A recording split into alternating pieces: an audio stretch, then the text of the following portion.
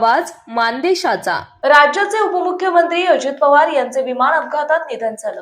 जिल्हा परिषद निवडणुकीच्या प्रचारासाठी अजित पवार बारामतीमध्ये येत असताना विमान अपघातात त्यांचा मृत्यू झालाय। या घटनेनंतर सर्व स्तरामधून हळहळ व्यक्त केली जाते। दरम्यान नवी दिल्लीमध्ये असलेल्या शरद पवारांनी थेट बारामती गाठत हेलिकॉप्टरमधून उतरताच हा अपघात कसा झाला याची माहिती घेतली। अजित पवारांच्या निधनावर पंतप्रधान नरेंद्र मोदी यांनी श्रद्धांजली वाहिली।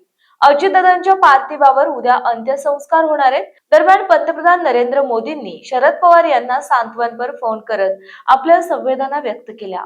पंतप्रधान नरेंद्र मोदी आणि गृहमंत्री अमित शहा उद्या अजितदादांच्या अंत्यसंस्काराच्या वेळी उपस्थित राहणार आहेत। राज्याचे उपमुख्यमंत्री अजित पवार यांचं अकाली निधन झाल्यामुळे शरद पवारांसह संपूर्ण कुटुंबावर दुःखाचा डोंगर कोसळलाय। या घटनेने संपूर्ण महाराष्ट्र हादरला आहे। अजितदादा आपल्यात नाहीयेत हे पचवणं अनेकांना कठीण जात आहे। राजकीय वर्तुळातून सर्वच जण पवार कुटुंबियांच्या पाठीशी उभे आहेत। दरम्यान पंतप्रधान नरेंद्र मोदींनी शरद पवारांना सांत्वनपर फोन केला। अजितदादांच्या निधनाने पवार कुटुंबियांमध्ये पोकळी निर्माण झाली आहे। अजित पवारांच्या निधनावर पंतप्रधान नरेंद्र मोदींनी आपल्या संवेदना व्यक्त केल्या।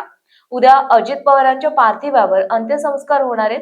बारामती येथील विद्याप्रतिष्ठानच्या मैदानात सकाळी 11 वाजता अजित पवारांवर अंत्यसंस्कार केले जाणार असून यावेळी पंतप्रधान नरेंद्र मोदी आणि गृहमंत्री अमित शहा उपस्थित राहणार आहेत।